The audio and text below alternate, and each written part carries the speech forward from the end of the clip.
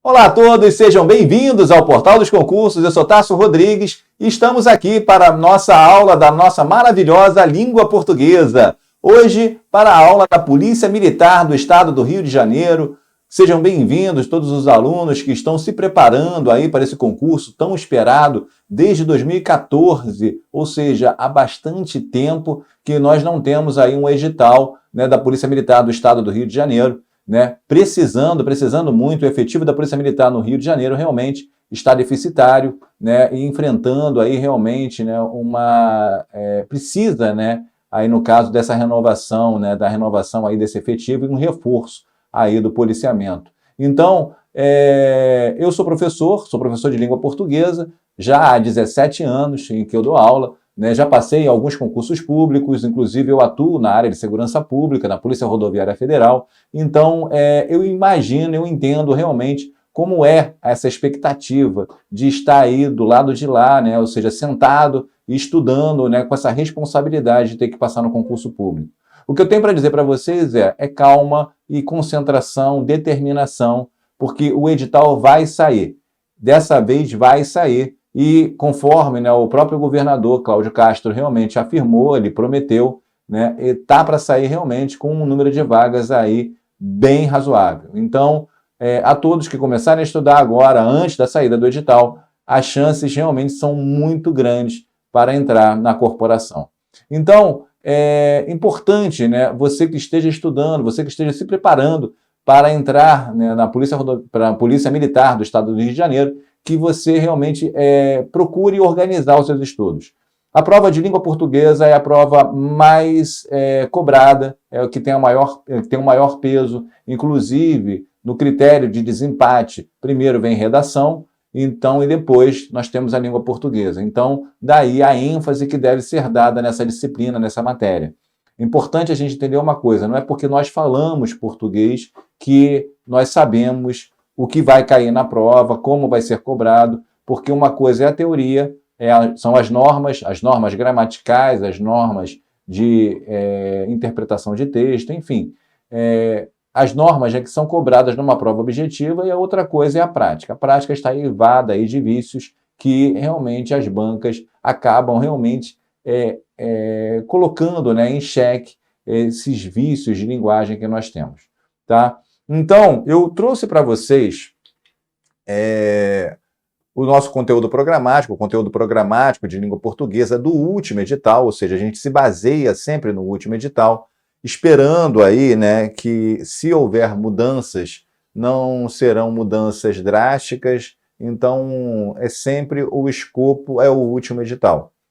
Então vejamos, conteúdo programático, né, do último edital, a prova de língua portuguesa tem por objetivo avaliar a capacidade que o candidato demonstra em ler.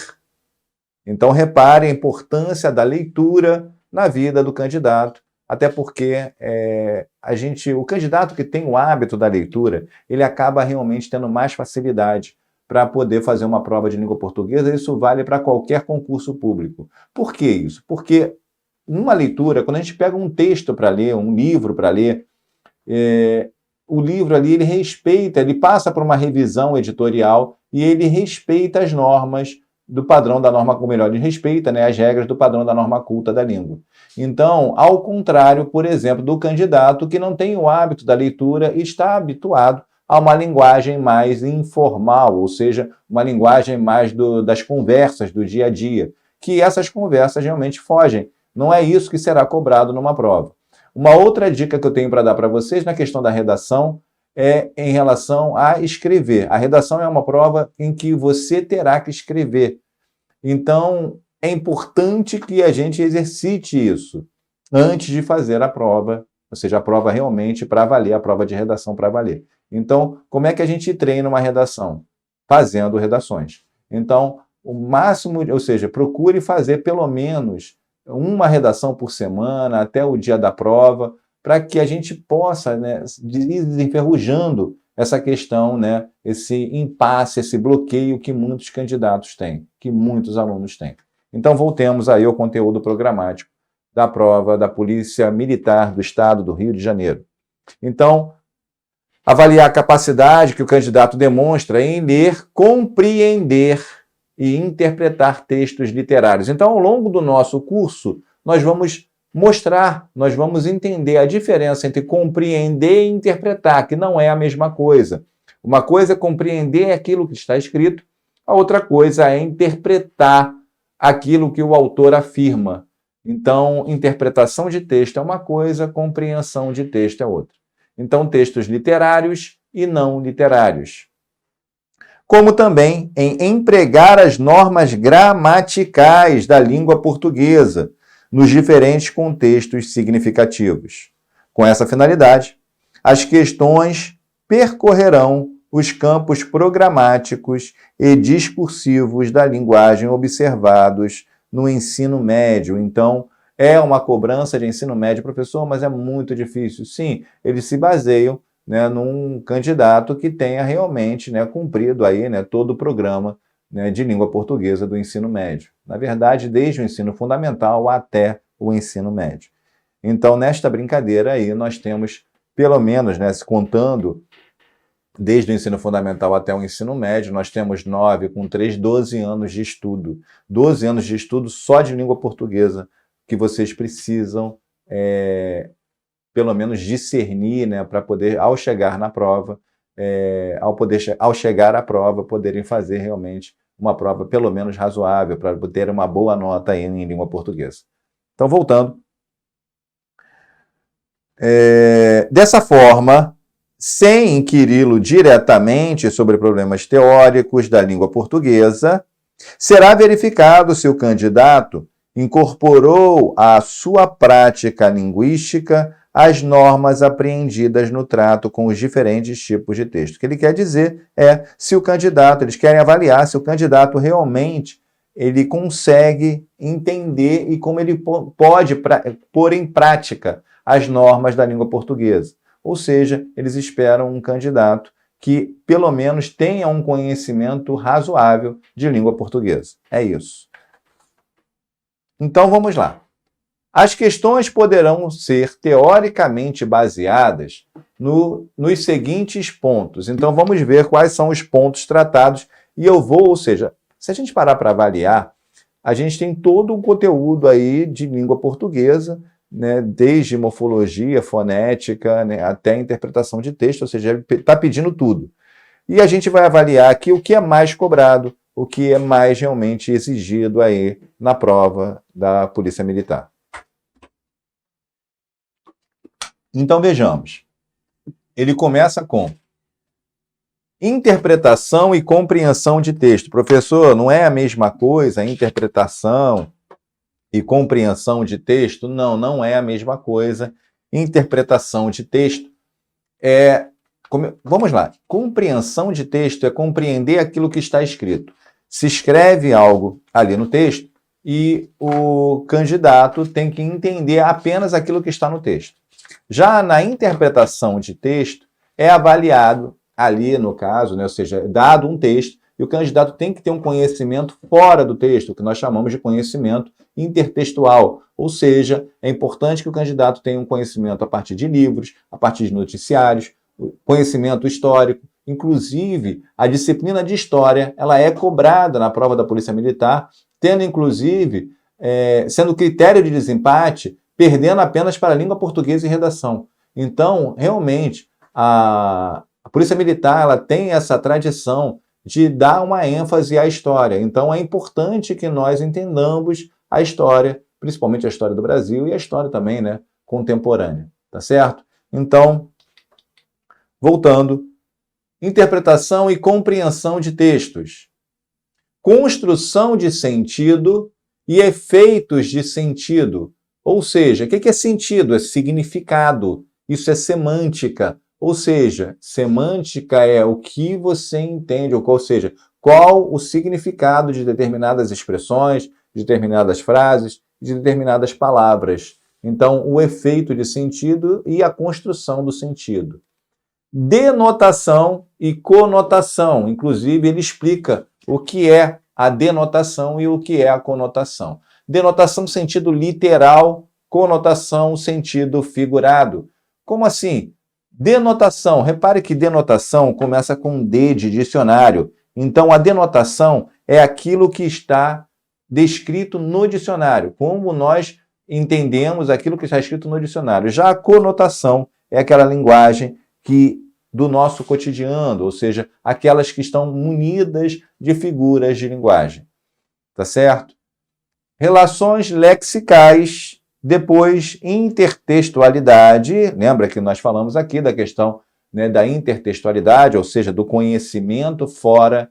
Então, é necessário que o candidato tenha um conhecimento além do texto, tenha uma cultura, né, média, pelo menos. Então, é importante isso. Tá? Ao longo do curso, né, nós vamos trabalhar muitos textos, né, e isso também ajuda muito, né, nessa construção de uma intertextualidade. Gêneros textuais e tipologia textual, isso é muito cobrado pelas bancas e no último concurso da Polícia Militar, eles realmente cobraram essa questão da tipologia e dos gêneros textuais. O que é a tipologia? Ou seja, os tipos de texto.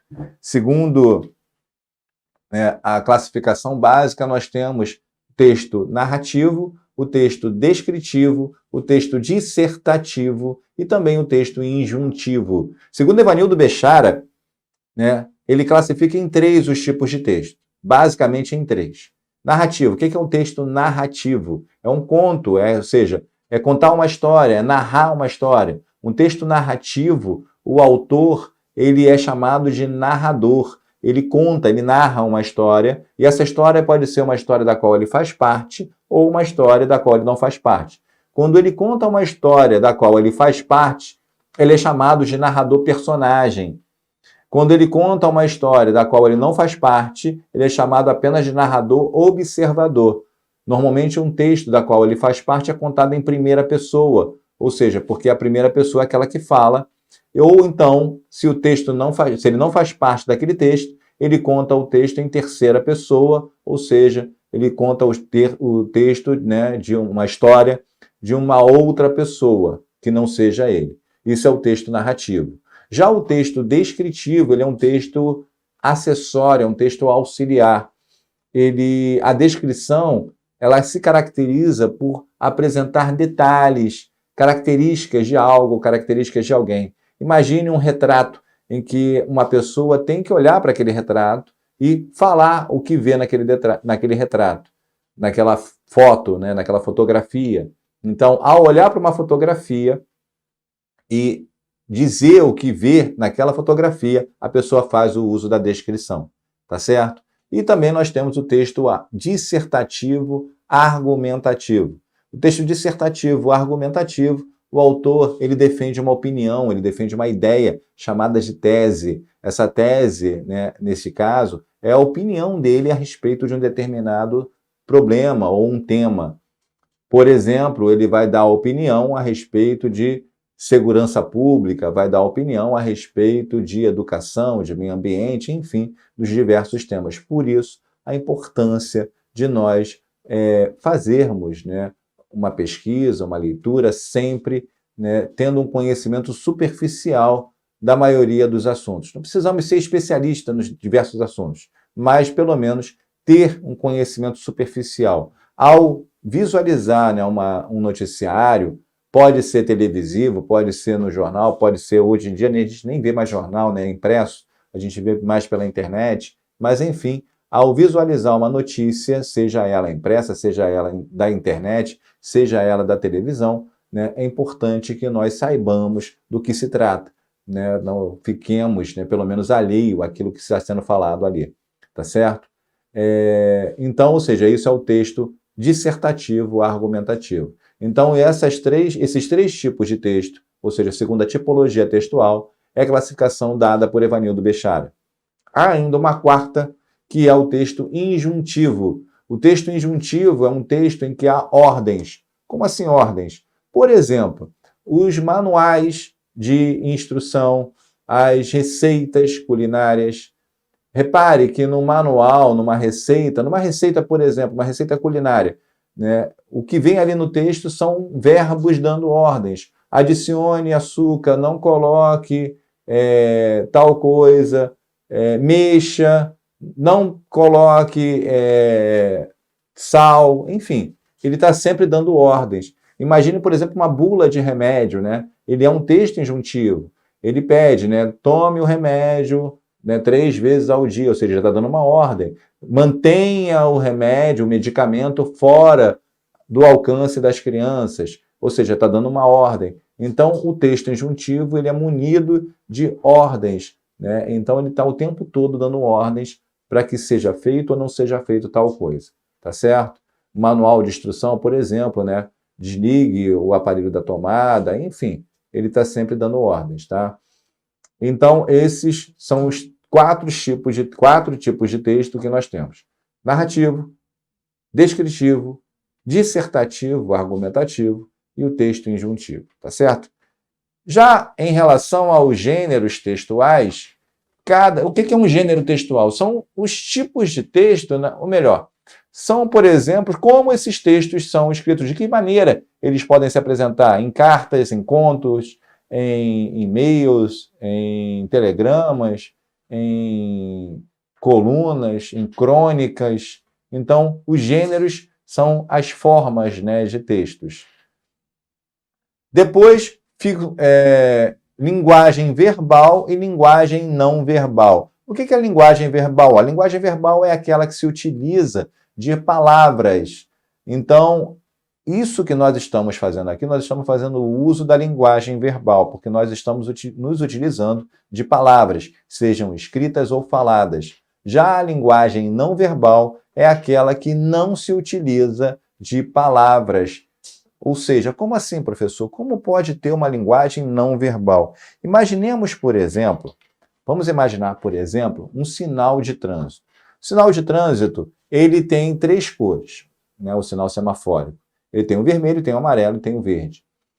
Eu não posso passar com o meu veículo num cruzamento o sinal estando com a luz acesa no vermelho. Por que eu não posso? Ele está me dizendo ali, através daquela linguagem, que eu não posso fazer isso, porque senão eu estou desrespeitando uma norma de trânsito. Então percebam, isso é uma linguagem não verbal, não se usa palavras, mas eu entendo aquela linguagem. O apito do agente de trânsito, no trânsito, né, quando ele dá um silvo longo, ele pede para que nós paremos o veículo. Isso também é uma linguagem não verbal. Imaginemos, por exemplo, uma foto num hospital, por exemplo, de uma enfermeira, em que ela está com o dedo aqui assim na boca.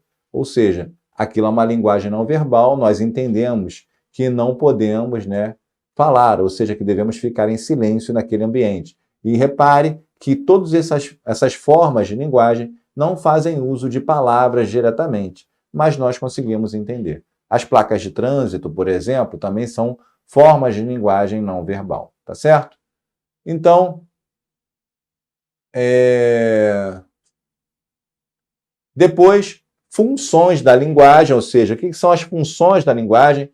São por como, né, a linguagem, ou a finalidade, né, de um texto. Né? Para que um texto utiliza aquela linguagem? Qual a finalidade do uso daquela linguagem? Variedades linguísticas também, né, em relação à linguística, ou seja, aí já temos a parte da linguística propriamente dita. Tá? Tipos de discurso, isso já entra em questão de análise do discurso. Depois, entramos em acentuação gráfica. Então, vejamos. O que é mais cobrado, o que costuma ser mais cobrado, aqui nós temos. Eu vou até pegar uma canetinha aqui. Interpretação e compreensão de texto. Isso certamente vai ser cobrado na sua prova, certamente vai ser cobrado na sua prova, independente do próximo edital, quem seja a banca independente. Depois nós temos construção e sentido dos efeitos de denotação e conotação, intertextualidade, isso tudo está ligado à interpretação de texto, tá? E principalmente a questão da intertextualidade, gêneros textuais e tipologia textual. Isso tudo está ligado. Linguagem verbal e não verbal também. Funções da linguagem pode ser que caia, tipos de discurso e variedades linguísticas, isso não costuma cair muito. Já em relação à acentuação gráfica, tem tido uma boa incidência nos concursos, principalmente nos concursos da Polícia Militar. ortografia também, ou seja, como, né, as palavras são escritas, se estão escritas corretamente. Classes ou classe de palavras. O que são a classe, ou melhor, as classes de palavras? As classes de palavras são os substantivos, o artigo, o adjetivo, o numeral, ou seja, nós temos 10 classes gramaticais.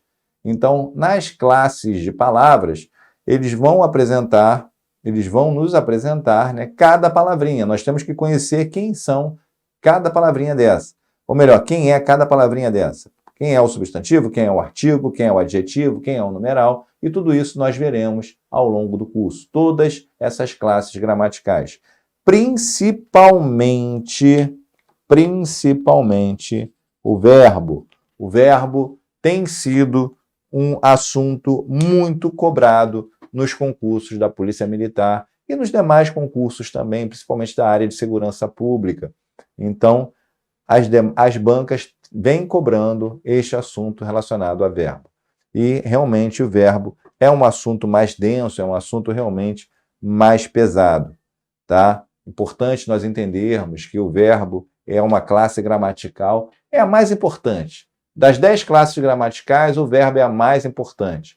Então, é importante nós entendermos a estrutura do verbo, que ele apresenta um radical, esse radical também chamado de raiz,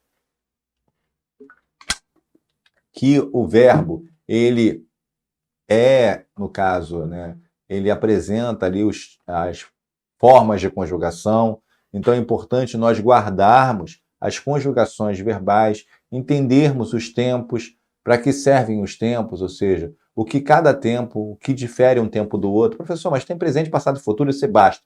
Não é bem assim, no indicativo nós temos o presente, só o presente do indicativo ele pode expressar diversas maneiras, diversas formas.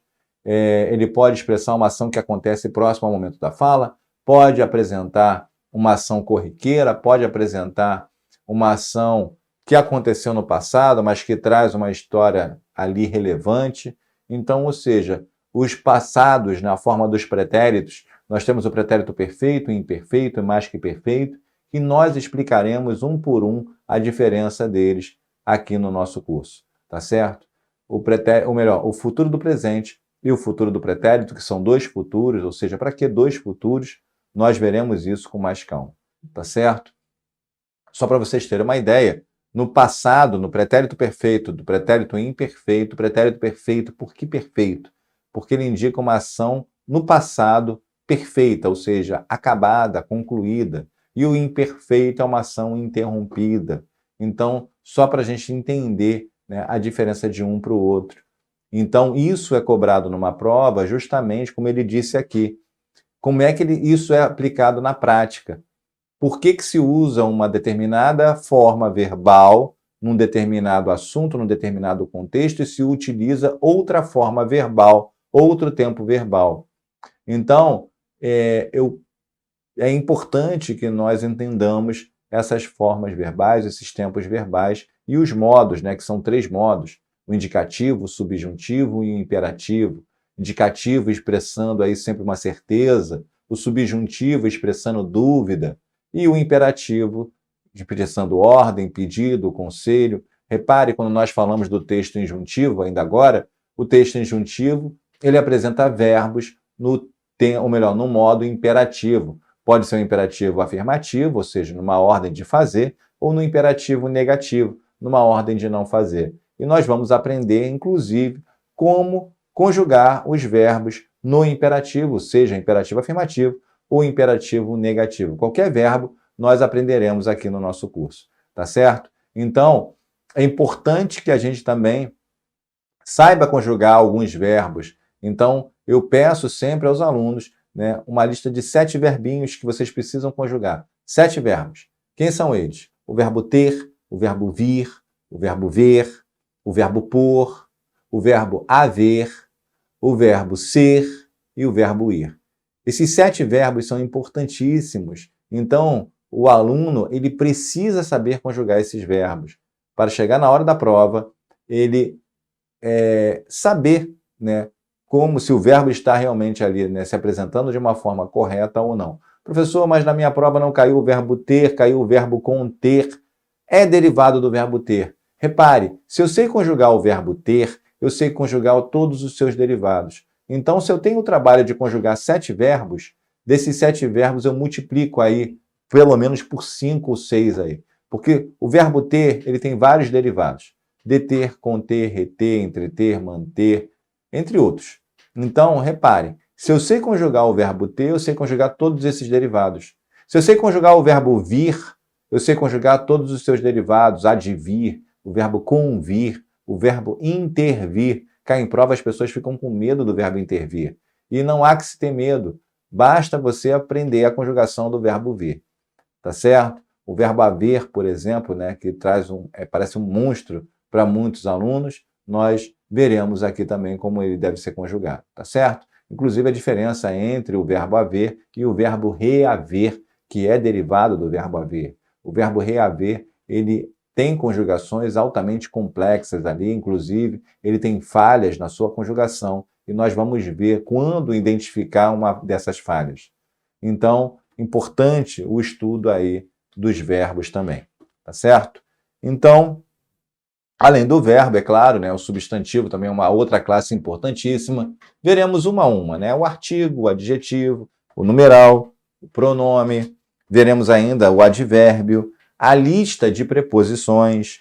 Importante a gente guardar uma lista de preposição, ou melhor, a lista de preposições, né? O a, o ante, o após, o até, o com, o contra, o de, o desde, o em, entre, para, por, perante, sem, sob, sobre, trás.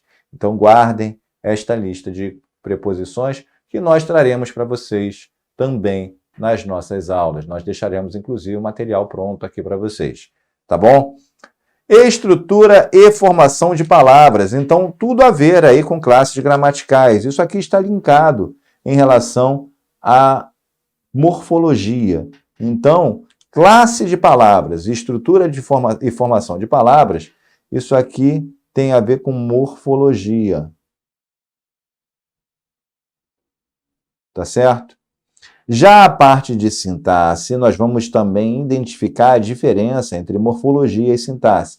Muitos alunos confundem, por exemplo, numa oração, quando nós pedimos a função sintática. Deixa eu destacar aqui, porque a sintaxe também é muito cobrada. Isso será cobrado na sua prova. Sintaxe, ou seja, ideia, entendimento entre frase, oração e período, o que é frase, o que é oração, o que é período. Ou seja, a frase é qualquer enunciado que transmita uma mensagem. A oração é o enunciado que gira em torno de uma ação, ou seja, de um verbo. Daí a importância de saber verbo. E o período é marcado sempre pelo ponto. O ponto é que vai marcar um período. E aí, né, dentro da oração, nós temos termos essenciais dessa oração. Nós veremos quem são esses termos essenciais, ou seja, o sujeito e o predicado. Sujeito, nós teremos uma aula só para falar de tipos de sujeito. Sujeito simples, o sujeito composto, o sujeito oculto, o sujeito indeterminado e até os casos de oração sem sujeito. Nós veremos, né, que o sujeito é a pessoa de quem o verbo fala. Então, ao identificar o sujeito, para eu poder identificar um sujeito numa oração, eu preciso, mais uma vez, identificar o verbo e ir lá e perguntar para o verbo. Por exemplo, numa oração, João chegou agora. O verbo chegou. Eu vou lá e pergunto para o verbo quem. Quem chegou? Ele vai me dizer que foi o João. Então, João aí, no caso, é o sujeito dessa oração. João chegou agora. Tá certo? Então, nós veremos também todos os tipos de sujeito. Aula importantíssima, sempre presente nas provas. Ao saber tipos de sujeito, por consequência, a gente acaba estudando concordância nominal e concordância verbal, que também são assuntos muito cobrados na prova. Tá? Muito cobrados. Tá certo? Veremos que numa concordância nominal é a concordância do nome, ou seja, mais uma vez tem a ver com substantivo e com adjetivo, ou seja, tem a ver com classes de palavras. A concordância nominal é a concordância com o nome. Nós veremos que o nome é o substantivo e que adjetivo é que concorda com o nome. Enfim, nós teremos uma aula só para falar de concordância nominal. uma outra só para falar de concordância verbal. Mais uma vez, né, mais uma aula só de concordância verbal que tem a ver com verbo. E veremos que o verbo concorda com o sujeito. Veremos, inclusive, os casos especiais, né, que fogem à regra de concordância verbal. Crase, ou seja, quando ele fala de regência nominal e regência verbal, o que é a regência? A regência é a exigência. Exigência do nome ou exigência de um verbo. A regência nominal, ela vai ser estudada quando nós falarmos de complemento nominal. E a regência verbal, nós teremos uma aula para falar, né, dos principais verbos, se eles são transitivos diretos, transitivos indiretos, intransitivos, enfim, veremos tudo isso com muita calma, tá? Inclusive, estudaremos os casos de crase. Veremos que crase não é o sinalzinho. Muita gente acha que crase é aquele sinal invertido, né? Ao contrário do acento agudo, e não tem nada a ver com acento agudo, ou melhor, não é o sinal. O nome do sinal nós veremos que ele se chama acento grave, tá? Então, o nome daquele sinal, em cima do A, né? Daquele Azinho, repare, né? A gente tem aquele A e esse sinal em cima. Esse sinal, ele não se chama crase. O nome dele é acento grave. E nós veremos por quê. Por que que não se chama crase? Crase é a junção de dois As, e veremos todos os casos em que a crase é obrigatória, os casos em que a crase é proibida e até os casos em que a crase é opcional, ou seja, facultativa. Falaremos ainda de colocação pronominal, que também vem sendo cobrado com uma boa incidência na prova da Polícia Militar. A colocação pronominal é a colocação dos pronomes pessoais oblíquos átonos. Os pronomes pessoais, nós veremos, teremos aula de pronomes pessoais, veremos que eles podem ser retos ou oblíquos, e que os oblíquos ainda subdividem-se em tônicos e átonos. Esses átonos, eles estão sempre ligados a um verbo, e eles podem aparecer antes do verbo, no meio do verbo ou depois do verbo. Isso é a colocação pronominal. Inclusive, nós veremos o emprego do pronome e a colocação desse pronome, tá certo? Coesão e coerência, coesão, coerência e pontuação. Coesão, coerência e pontuação, né? Coesão e coerência são assuntos bem semelhantes. O que é a coesão? A coesão é um texto, é a capacidade que um termo tem de deixar um texto enxuto, ou seja, sem repetições. E a coerência é se aquilo faz sentido, se aquilo tem lógica. Não adianta a gente enxugar um texto, mas deixá-lo sem pé nem cabeça.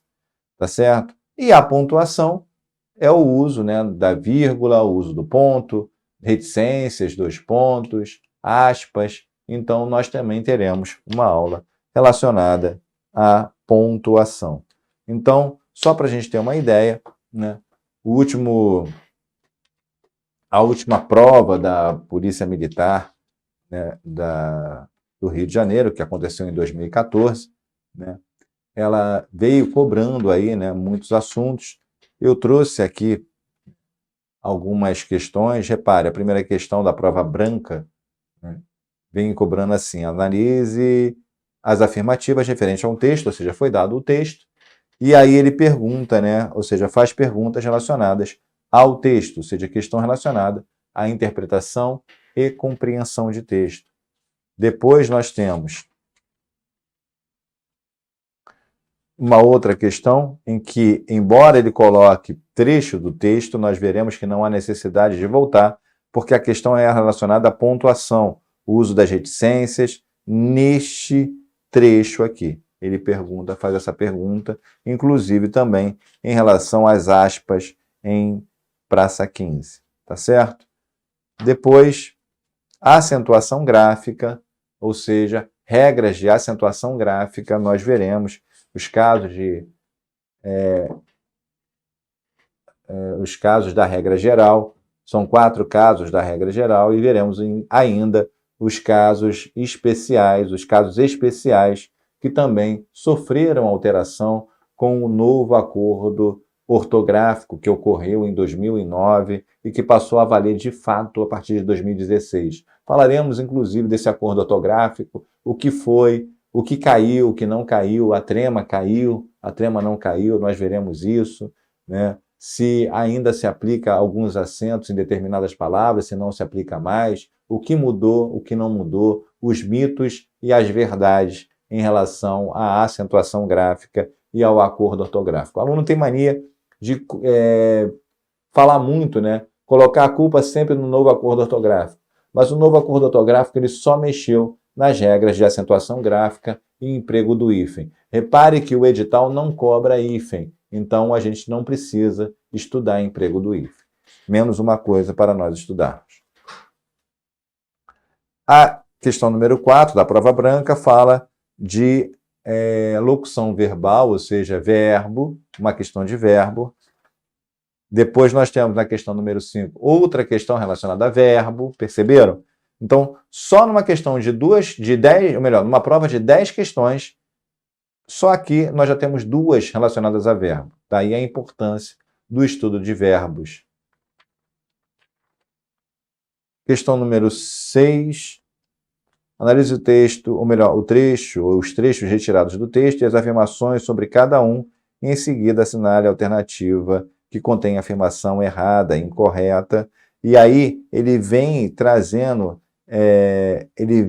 colocando afirmações relacionadas à sintaxe e ao uso de pronome demonstrativo. Na verdade, isso aqui é análise sintática, que também nós estudaremos. Né? Estudaremos tipos de sujeito, tipos de predicado, adjunta adverbial, adjunta de nominal, aposto, vocativo, complemento nominal, ou seja, nós estudaremos tudo isso. Inclusive, também o estudo das orações, do período composto, as orações coordenadas, as orações subordinadas, as orações podem ser coordenadas sindéticas, assindéticas.